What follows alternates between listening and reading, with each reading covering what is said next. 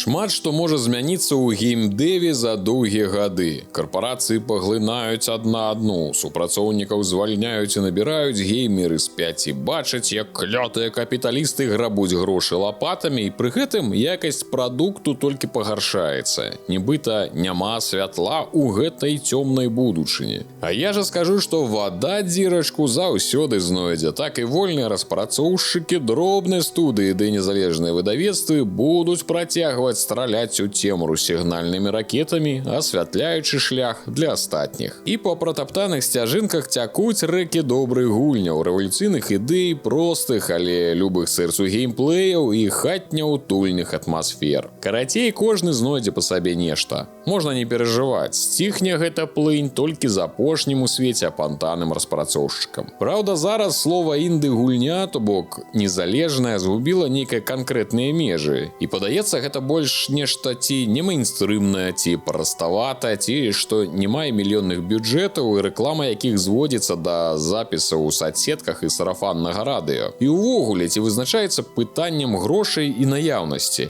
а не, напрыклад, атмасфернасцю, незвычайнасцю, непадабенствам на астатняе. Выдаўцом, калі ён і ёсць, выступае не буйная карпорацыя, а такія ж прадаўцы гарачых сасісак з шапіка на рагу вуліцы, як правіла. Гэта такім доўгім пачаткам я заходжу да простага. Гульню Dredge зарабіла вось такая канкрэтна невялікая кучка людзей, інды-распрацоўшчыкаў, і зарабіла няблага. Перад намі сімулятар рыбалкі. Хаця не, гэта не сімулятар, бо ўсё ж таки падыход да працэсу лоўлі не такі дасканалы і сур'ёзны. Нам не дадуць магчымасці выбраць ці мармышку, ці матыля, ці накапаць чарвя на полі, папляваць на прынаду і 3 гадзіны лупіць вочы на паплавок. Дадуць траулер, такі маленечкі шпаркі човен з комінам.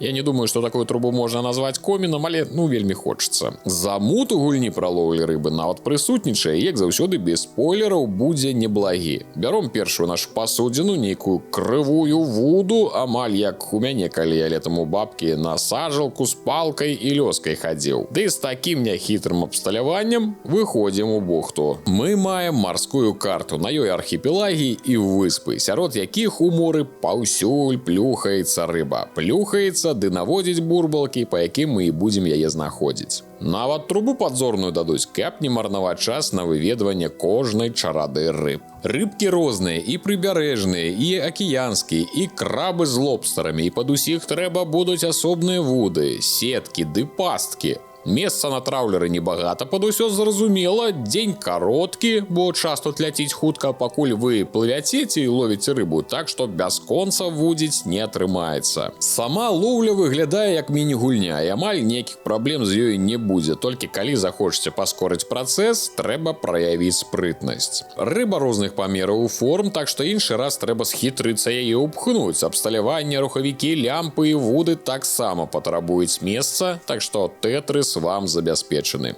Здольнасці, здабытыя падчас гульні ў Resident Evil, вітаюцца. Лягчэй будзе толькі напрыканцы, калі вы цалкам прадасканаліце і карабель, і снасці, але тое будзе далёка не адразу. Лаві сабе рыбу да пасінення, здавалася бы, але ж тут надыходзіць ноч, калі над морам з'яўляецца туман, ці нейкае чырвонае ззянне, ці жахлівыя монстры ды караблі-прывіды. Зразумела, настроены яны не на самы сяброўскі лад. І ноччу з'яўляецца такі крытэрый, як паніка, праз якую можна і карабель аб скалы рассадзіць, ці улоў згубіць. Праўда, ў гэты час і рыбку даражэйшую за дзённую злавіць можна. Не скажу, што ноччу аж так небяспечна. Лаві сабе, праўда, не бачна ні халеры, так што я звычайна працаваў у дзень. Акрамя рыбы можна даставаць і рэсурсы, такія як дошкі, жалезная ламача і тканіну. Яны спатрэбяцца для паляпшэння карабля, а дакладней колькасці ячэек і стварэння адмысловых пад той жа рухавік ці сеткі, абы куды іх не ўторкнуць. Не хапіла нейкай размежаванасці, каб я мог выбраць, што канкрэтна мне трэба на караблі. Укладвацца ў проста месца ці павялічыць аб'ём пад рухавік, а так вымушаны браць усё, каб атрымаць пашырэнне судна. Такі левел-ап. Яшчэ хацелася і разнастайнасці бартоў, каб траўлерчык павялічваўся у вялікі карабель з кожным узроўнем. Замест гэтага ён толькі крыху змяняецца візуальна. Дзякуй, ёсць хоць магчымасць пафарбаваць яго ды сцяжкі паразвешваць. І вясёлага Роджера, безумоўна, начапіць.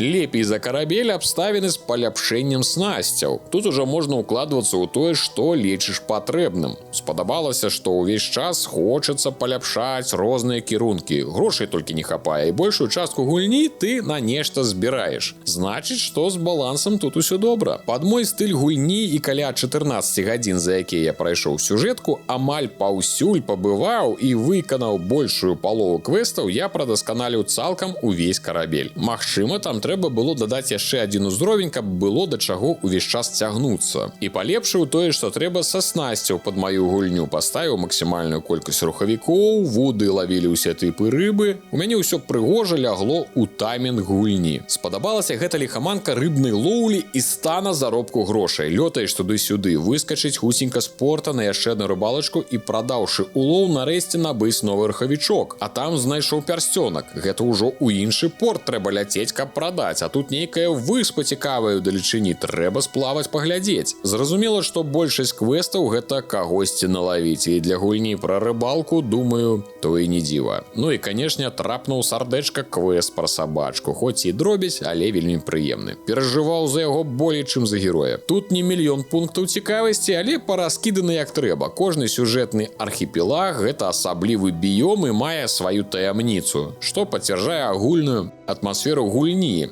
дзе за яскравымі фарбамі сонечняга дня і блакітных хваляў хаваецца цёмная ноч, якая нясе ў сабе загадкі, смерць і вар'яцтва гэтага месца. І каб глыбока зразумець гульню, трэба уважліва слухаць размовы, ды іншы раз залятаць на адасобленыя астравы. Без дапамогі гледачоў на стрыме так бы і сядзеў з кепскай канцоўкай. Калі яна, канешне, лічыцца кепскай. Стылістычна вельмі прывабна, і блакітная морка, і лупавокія рыбінкі, і вось гэта вось усё. Разнастайненька, жывенька і не адчуваюцца пустэчы. Ноччу сапраўды намагаюцца нагнаць, не скажу, што нейкай жудасці, але пачуцці лёгкай трывогі рыбізною на вадзе б'юцца аб борт. Удалечыні чуваць крык невядомай істоты, а вецер хістае цьмянае святло самотнай лямпачкі на борце траулера. Мне няма з чым параўнаць гэту гульню, хаця на страмах людзі пісалі пра нейкія падобныя праекты, бо такім я ніколі не цікавіўся. Так што не магу сказаць, ці найлепшая яна у напалову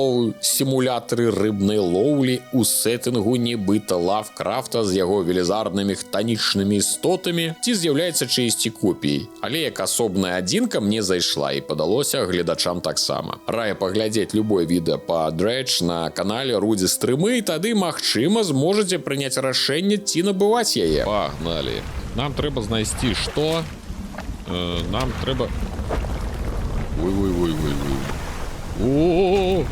Ёкарны бабай, ты хто? Пашкодзіла корпус, і адзін з рухавікоў выключыўся. Мы паспрабуем з іншага боку зайсці. Я ўключаю фарватар, і мы ляцім, як тыя самыя валасы назад. Хітрэйшыя за яго, я пайду с ракай. Еду дзе? Спераду? Дзе? Ага. Хрен табе ў вочы, не возьмеш ты мяне. Ха-ха-ха. Дзякуй вялікі спонсорам з Patreon і з YouTube за вашу падтрымку. Дзякуючы вам з'яўляецца магчымасць у тым ліку і набываць гульні пад агляды і пад стрымы. Нагадваю, што са студзеня ў YouTube вернуцца гульнявыя навіны ў нейкім новым выглядзе, і агулам кантэнту павінна стаць болей. Усё гэта дзякуючы вам. І калі ёсць тыя, хто хоча і мае магчымасць далучыцца да суполкі неабыякавых людзей, спасылкі ў апісанні. З вамі быў Рудзі. Усіх і кожнага абдымаю і да новых сустрэч.